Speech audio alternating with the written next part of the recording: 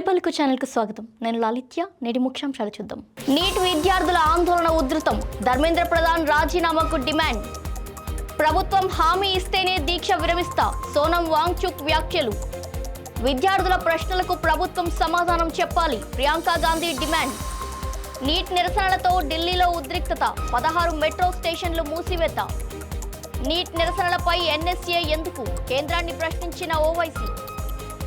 AP cabinet కీలక భేటీ. పలు అంశాలపై చర్చ. 2 ఓట్లు ఉంటే నిరూపించండి. రేవంత్ సవాల్. జన్మదిన వేడుకలకు దూరంగానే కేటీఆర్. సేవా కార్యక్రమాలకే ప్రాధాన్యం.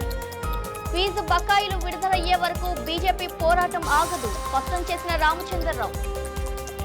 ఎల్నినో ప్రభావంపై అప్రమత్తం. వర్షాభావ నివారణకు మంత్రి పొన్నం దిశానిర్దేశం. ఇళ్ల కూల్చివేతలు సమస్యకు పరిష్కారం కాదు. ఒమర్ అబ్దుల్లా వ్యాఖ్యలు. పేపర్ లీక్ కేసులకు ఫాస్ట్ ట్రాక్ కోర్టులు. ప్రధాని ప్రకటనకు గిరిరాజ్ మద్దతు.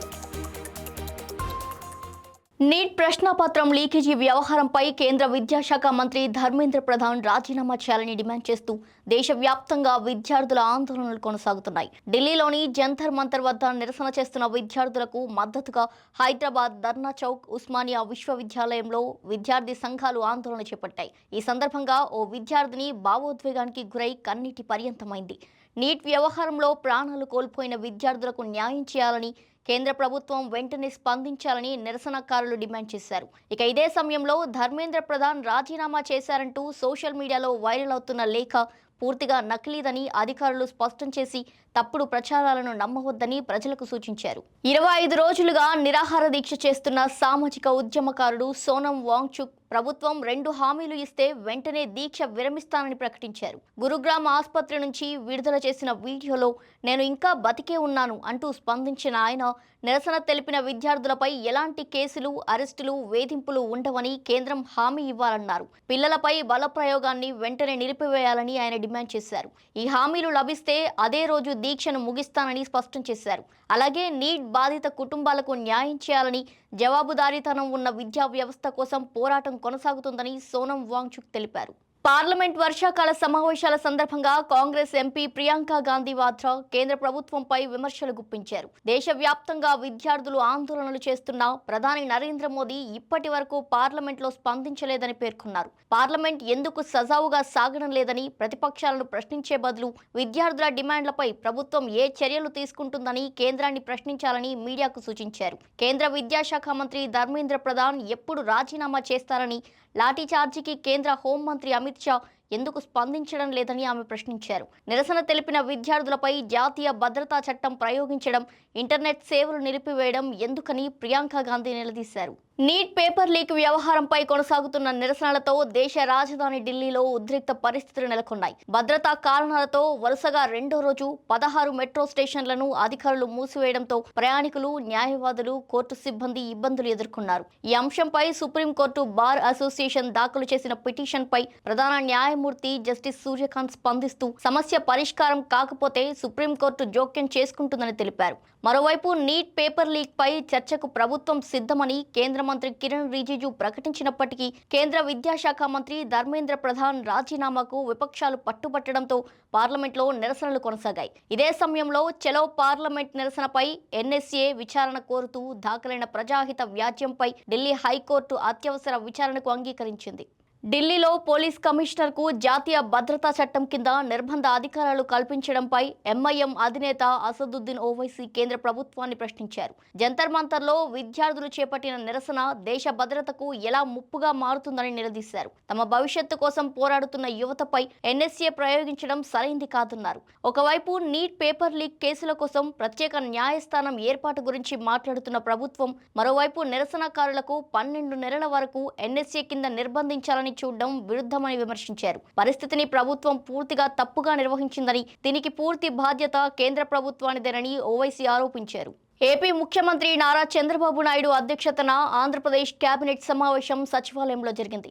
ఈ సమావేశంలో 25కు పైగా అజెండా అంశాలపై మంత్రివర్గం చర్చించింది. 2వ దశలో ప్రభుత్వ ఉద్యోగాల భర్తీ, చేనేత కార్మికులకు నేతన్న భరోసా, ఆర్థిక సాయం, బాపట్ల జిల్లాలో వినికిడి లోపం ఉన్న విద్యార్థుల కోసం ప్రభుత్వ డిగ్రీ కళాశాల ఏర్పాటు, శ్రీకాకుళంలో బ్రహ్మకుమారి సంస్థకు మున్సిపల్ స్థలం లీజ్ కొనసాగింపు, 15వ ఆర్థిక సంఘం నిధులతో అగ్నిమాపక శాఖకు వాహనాలు, పరికరాల కొనుగోలు తదితర అంశాలు చర్చకు వచ్చాయి. కాగా చేతి శస్త్రచికిత్స అనంతరం విశ్రాంతి తీసుకుంటున్న ఉప ముఖ్యమంత్రి పవన్ కళ్యాణ్ ఈ సమావేశానికి హాజరు కాలేదు.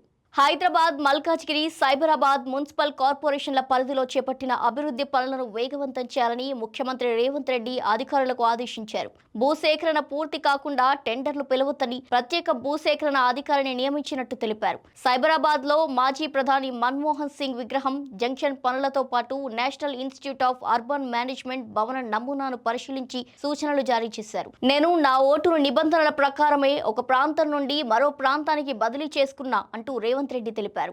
రాష్ట్రంలో 70% సర్వే పూర్తయి ఇంకా 30% ప్రక్రియ మిగిలి ఉందని పేర్కొంటూ అర్హులైన ఓటర్ల పేర్లు తొలగిపోకుండా బూత్ స్థాయి ఏజెంట్లు అప్రమత్తంగా వ్యవహరించాలని సూచించారు. బీఆర్ఎస్ వర్కింగ్ ప్రెసిడెంట్ కేటీఆర్ 50వ జన్మదినాన్ని పురస్కరించుకొని రాష్ట్ర వ్యాప్తంగా అభిమానులు, పార్టీ శ్రేణులు ముందస్తు వేడుకలు నిర్వహించారు. కొన్ని ప్రాంతాల్లో మహిళలు కేటీఆర్ చిత్రపటానికి పాలాభిషేకం చేయగా ఒడిశాలోని పూరి బీచ్లో ప్రత్యేక ఇసుక శిల్పం రూపొందించారు. అయితే ఢిల్లీలో విద్యార్థులు, యువతపై జరిగిన దాడులు, రాష్ట్రంలో వర్షాభావ పరిస్థితులను దృష్టిలో ఉంచుకొని తన జన్మదినాన్ని ఎలాంటి వేడుకలు లేకుండా సాధారణంగా గడపాలని కేటీఆర్ నిర్ణయించారు. కేక్ కటింగ్లు, ఫ్లెక్సీలు, హోర్డింగ్లు, పూల బొకేలకు ఖర్చు చేయకుండా ఆ మొత్తాన్ని సేవా కార్యక్రమాలకు వినియోగించాలని పార్టీ శ్రేణులు అభిమానులకు విజ్ఞప్తి చేశారు. అలాగే విద్యార్థుల పోరాటానికి సంఘీభావంగా బీఆర్ఎస్వి నిర్వహించే నిరసన కార్యక్రమంలో పాల్గొంటానని కేటీఆర్ తెలిపారు. తెలంగాణ విద్యార్థులకు ఫీజు రియంబర్స్మెంట్ బకాయిలు విడుదల చేయడంలో కాంగ్రెస్ ప్రభుత్వం పూర్తిగా విఫలమైందని బీజేపీ రాష్ట్ర అధ్యక్షుడు రామచంద్రరావు విమర్శించారు. ఈ నేపథ్యంలో బీజేవైఎం ఆధ్వర్యంలో చేపట్టిన ఫీజుల బకాయిలు బీజేపీ లడాయి రాష్ట్ర వ్యాప్త ఉద్యమ పోస్టర్ను ఆవిష్కరించారు. విద్యార్థులకు రావాల్సిన ప్రతి రూపాయి బకాయిని ప్రభుత్వం విడుదల చేసే వరకు తమ పోరాటం ఆగదని స్పష్టం చేశారు. సుమారు 25 లక్షల మంది విద్యార్థులు ఫీజు రియంబర్స్మెంట్ బకాయిలతో ఇబ్బందులు పడుతున్నారని, కాంగ్రెస్ ఇచ్చిన ఉద్యోగాలు, జాబ్ క్యాలెండర్, నిరుద్యోగ భృతి వంటి హామీలు కూడా అమలు కాలేదని ఆరోపించారు. ప్రభుత్వం దిగివచ్చి బకాయిలు విడుదల చేసే వరకు ప్రజాస్వామ్యబద్ధంగా పోరాటం కొనసాగిస్తామని తెలిపారు. ఎల్నినో ప్రభావంతో రాష్ట్ర వ్యాప్తంగా నెలకొన్న వర్షాభావ పరిస్థితులపై హుస్నాబాద్లో మంత్రి పొన్నం ప్రభాకర్ ఉన్నత స్థాయి సమీక్ష నిర్వహించారు. సిద్దిపేట, కరీంనగర్, హన్మకొండ జిల్లాల కలెక్టర్లు హైమవతి, చిత్రా మిశ్రా, చాహద్ బాజ్పేయి, అదనపు కలెక్టర్లు, వివిధ శాఖల అధికారులు ఈ సమావేశంలో పాల్గొన్నారు. హుస్నాబాద్ నియోజకవర్గంలోని 7 మండలాల పరిస్థితులను సమీక్షించిన మంత్రి గ్రామీణ ప్రాంతాల్లో అధికారులు క్షేత్రస్థాయిలో అందుబాటులో ఉండాలని ఆదేశించారు. వచ్చే జూన్ వరకు వర్షాలు ఉండకపోవచ్చన్న శాస్త్రవేత్తల అంచనాల నేపథ్యంలో తాగునీటి కొరత, పశుగ్రాస సమస్యలపై ముందస్తు చర్యలు తీసుకోవాలని సూచించారు. రైతులు ఆరుతడి పంటలు సాగు చేయాలని, భూగర్భ జలాలను పెంచేందుకు ప్రత్యేక కార్యాచరణ చేపట్టి ఉపాధి హామీ పథకం కింద ఇంకుడు గుంతలు తవ్వి ప్రతి వర్షపు చుక్కను సంరక్షించాలని అధికారులకు దిశానిర్దేశం చేశారు.